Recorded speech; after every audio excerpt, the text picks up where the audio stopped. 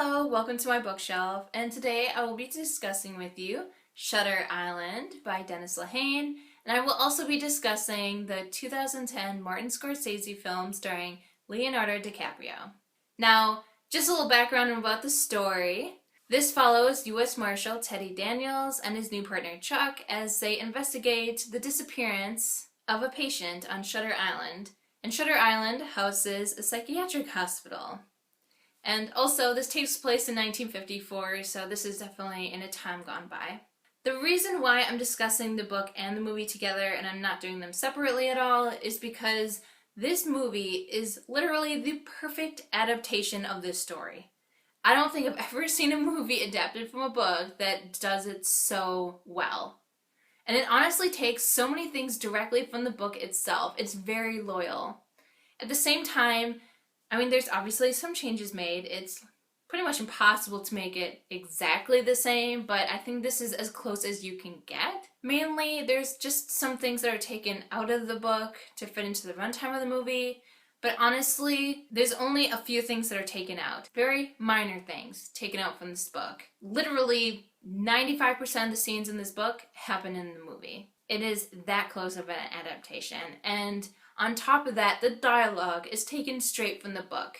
So my general impression of this book is that I really enjoyed this story. And I say it like that because I saw the movie twice before I ever read this book. And so I'm just going to be honest and say because they are so similar and I saw the movies first, I really prefer the movies better. And it was actually really hard to read this because it was so similar. I just kept visualizing what happened in the movie and it kept staying the same. There were some things that jumped out as like, I don't think they said that, but overall a lot of this was word for word in the movie, so it was kind of distracting, especially since I saw the movie, I think it was like a month ago, so it wasn't that long ago, and so these visuals are just stuck in my head. So I must say it really took away from my book reading experience.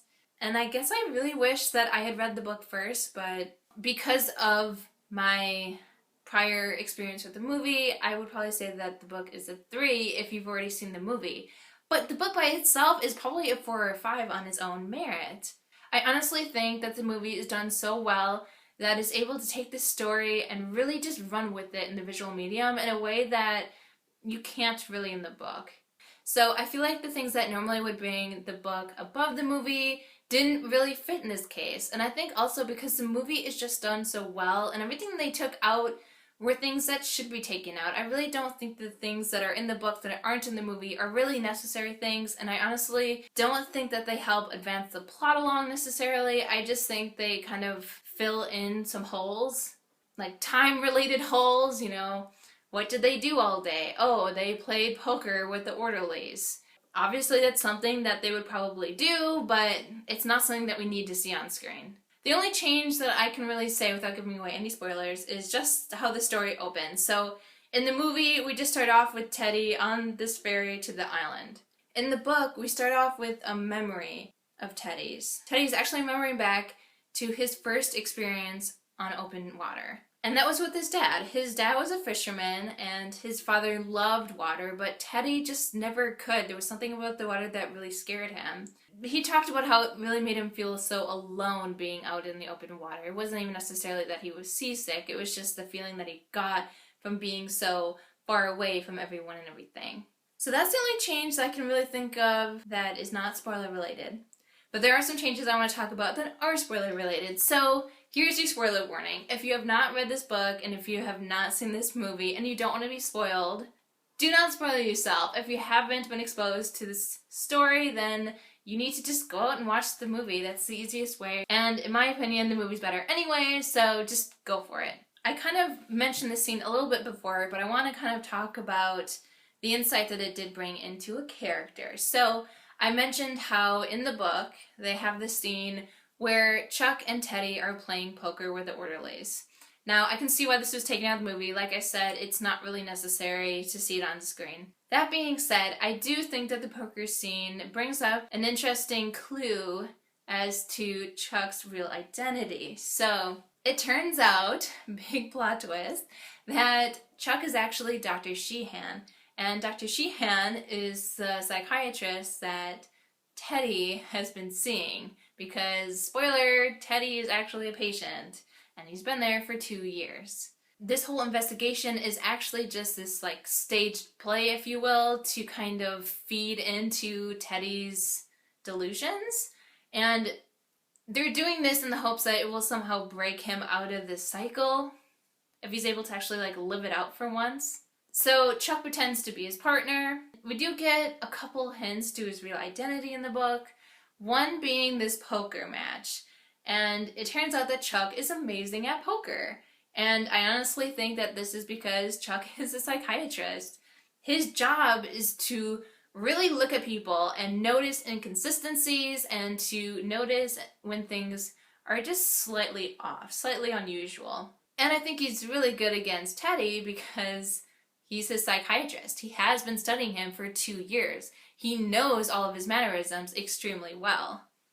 So it is kind of a little poke in the right direction, but I don't think that's something that you would realize until after the fact. The other clue that I noticed was just when Chuck is handing in his gun at the beginning, he fumbles with getting his gun out of the holster. And the movie actually focuses on this scene and how they both get their guns out, and there is that fumble. And so you do see that awkwardness, and it is pointed out, visually, but I don't think it's something that's really lingered on too long, and it is kind of an interesting, like, okay, why does this matter kind of a thing? But it is thrown in there, and it is something that's also in the book, and it is something that really jumps out to Teddy, but he can't really place it later on. Like, he keeps thinking about his hands, and he doesn't understand why these hands don't match Chuck. That's what he keeps thinking. He's like, his hands just don't fit him. And then you can't figure out why, and that's why. Oh, there's another scene that was changed in the movie, which was completely understandable because, oh my goodness. Now, this is a scene I honestly didn't think needed to be in the movie. So, Teddy has just talked to Rachel in the cave, and now he's kind of heading back, and he runs into this warden character. And the warden is just this crazy, crazy man. He starts talking to him about how people are just violent, and this is something that God likes, and it's a gift from God, and he just rambles on about weird things, basically. And I really didn't see how this added to the plot in the book or the movie, to be honest. That scene was actually longer in the book, and the warden starts rambling on about even worse things, if you can just imagine. And I can completely understand why this was taken out of the movie because he starts going into racial slurs. That's all I'm going to say. And honestly, not necessary. I could tell by the way he was talking that he was not a guy that I wanted to hang out with in the first place. So, whoa, did not need that. And I appreciate that that was not in the movie. So basically the warden was rightfully censored in the movie. Good job, movie. Now, the ending is pretty much the same in the book and the movie, but there are some slight differences. In both the book and movie, there's a discussion about how they're kind of worried that Andrew / Teddy is going to regress and forget all of this because he's done this before. He's remembered everything before and then gone back to his delusion. And so they're really worried that this is going to happen again. And the whole main plot of this is that these doctors are given 4 days to basically bring him to sanity. Otherwise, they're going to have to give Teddy a lobotomy. Because that's how they used to do things back in the day. That was the solution to everything, and this hospital was trying to change things for the better, but they're having a hard time actually using their methods to get results. So they had to turn back to the old methods. So the very ending scene is just ever so slightly different, but it makes a huge difference in the interpretation of events. So in the book and the movie, the setting is pretty much the same. So it's the day after he has his big revelation. We find Teddy sitting on the steps of the hospital. And it's a beautiful sunny day. And a little bit down the way is Dr. Colley. So Dr. Colley is the head doctor, and he's trying really hard to save Teddy so he can save all of this work that he's been doing with him. In the book, Teddy starts talking to Dr. Sheehan, aka Chuck. It's an important thing to mention that As soon as Chuck was revealed to be Dr. Sheehan, the narrative called him Dr. Sheehan from there on out. There was no confusion with the Chuck thing. Chuck was not mentioned again. It was just Dr. Sheehan, okay? Now, in this scene, in this setup, there is actually no mention of either Dr. Sheehan or Chuck. There's no mention of that at all. The text that Chuck / Dr. Sheehan is saying is just presented, and there's no like identification that Chuck or Dr. Sheehan is the one saying it. So as of right now, we don't know what Teddy is thinking or who he thinks is sitting next to him. Okay? So that being said, they have a little bit of a discussion, just kind of chit chat like, you know, how you doing this morning? That kind of thing. Now we get to the part that's the most important. Teddy goes, so what's our next move? And Dr. Sheehan / Chuck says, you tell me, boss. Now, this is a significant difference. Okay, so he says boss, which is not in the movie. The movie has the same line, you tell me, but there is no boss attached to it. And this is hugely significant because boss is something that Chuck would say. It's not something that Dr. Sheehan would have said because he's a psychiatrist. It doesn't make sense. Chuck was the one that always said Chuck in reference to Teddy. What I'm trying to get at is there's no mention before this of what Teddy thinks. We don't know if Teddy thinks that he is Chuck or Dr. Sheehan. We don't know if he's regressed or not.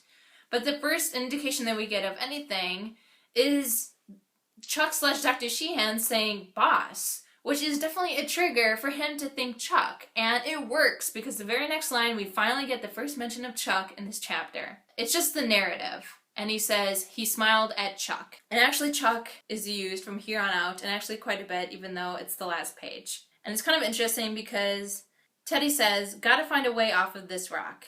Chuck nods. I figured you'd say something like that. Any ideas? Chuck said, give me a minute. And that's when Chuck, if you remember in the movie, he looks up to Dr. Colley and he slowly shakes his head. And in the book, though, Dr. Colley and these orderlies are heading towards Teddy and Chuck. And Teddy goes, I don't know, Chuck. You think they're onto us? Nah, we're too smart for that, said Chuck. Yeah, Teddy said. We are, aren't we? And that is the end of the book. Now, if you remember from the movie, there's just so slight of differences, but again, it makes a huge, huge difference. So, like I already said, in the movie, there's no prompting from Chuck / Dr. Sheehan with the whole boss thing. He doesn't say that. He just says, you tell me. And that's when Teddy says, gotta get off of this rock, Chuck. And he specifically uses the name even though it wasn't primed for him or anything like that. Which is interesting. That made me think like, oh no, he's regressed. Now the movie follows a similar path and dialogue about talking about how they're too smart to be caught, that kind of thing. But then, the very last line of the movie isn't, we are, aren't we? The last line is this from Teddy. And this makes a huge difference, and this actually changes my interpretation.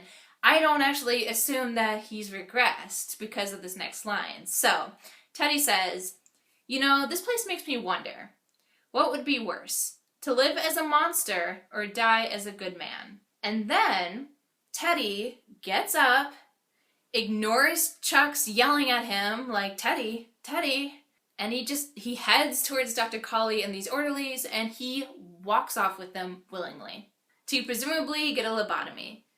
Now, like I said, this is an extreme difference.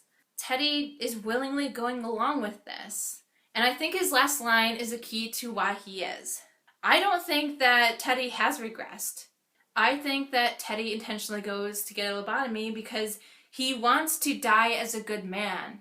And to him, this is the only way to go about it, because once he gets the lobotomy, he's not going to remember what he did anymore. He's going to regress. He's not going to remember all the horrible things that he did to his wife anymore, and he will have died a good man. But right now, where he is right now, he's going to live as a monster, and he cannot handle that, which is why he made these delusions in the first place, because he couldn't handle the fact that he in any way caused the death of his family. and it just kills him inside. So he would rather die as a good man, even if that good man is basically a zombie. He'd rather do that than to live as a monster. That, admittedly, is my interpretation, and I do realize that this is kind of a vague ending, and so there's a lot of different interpretations that can be taken, which I am very curious to see if anyone interpreted it the same way as me, or if we got a different message out of it.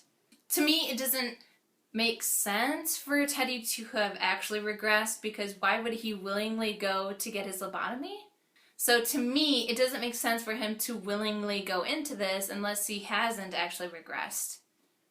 Because if he has regressed, he thinks that this is some giant conspiracy and that he needs to do anything and everything to expose them. He's not just going to willingly go with them.